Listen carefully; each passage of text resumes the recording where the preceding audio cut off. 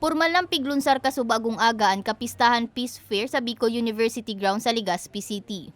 Nangenot sa aktibidad si Presidential Advisor on Peace, Reconciliation and Unity na si Secretary Carlito Galvez Jr. Sa iyang mensahe, tinawang kaining doon ng importansya kan pagkakasararo kang kada sektor, na iyabe para sa mas matrangkilo asin progresibong komunidad. Sabay man napiglatag kan opisyal ang mga good news na bitbit kay ni para sa mga Bicolano. Ang ginagawa po namin, we are organizing them per region. Nagsimula po tayo sa Region 9, Region 11, and then meron na rin po tayo sa Region 8, and then ngayon, bubuuin namin po yung sa Region 5. Ang ginagawa po natin, yung lahat po ng mga tawag namin dyan, Friends Rescued. Hindi na namin tinatawag na former rebels. Ang tawag namin is Friends Rescued. Ang ginagawa, binubuo namin sa isang peace organization or tinatawag na people's organization. So, yung ino-organize po natin na yun, sila po ang magsisimula kung ano yung maganda para sa kanila. So yung ownership is nasa kanila po ngayon. So lahat ng region, mag-organize po tayo ng special support team.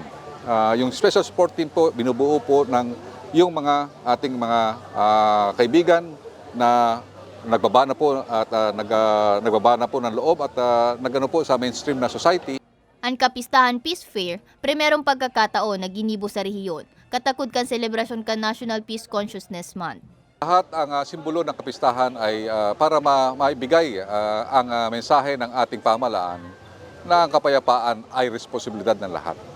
Ang kapistahan ay parang tayo nagpupunyagi at nagkakaroon ng tinatawag na celebration, considering that what we see now is peace is already at hand.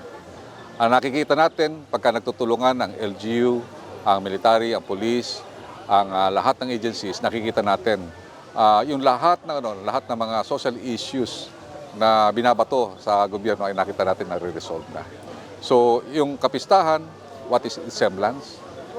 Ito yung tinatawag nating yung tradisyon ng ating mamamayang Pilipino na we celebrate and be happy so what we have achieved over this time. Ugmaman ang bagong ilihir na presidente kang universidad na si Dr. Babyboy Benjamin Nebres III. Matapos na i-anunsya ni Secretary Galvez na papatindugan ng Peace, Unity and Development Center ang sa indang universidad. Tatayo natin sa Dalaga Campus. And that's a big contribution to this administration na tatandaan natin this is a leading to the University for Humanity, yung pamantasan para sa katawan. At paano natin ma-achieve yun is through peace and development. Mientras tanto, may mga mahihiling mandigding booths na nagtatampukan mga local products sa rehiyon.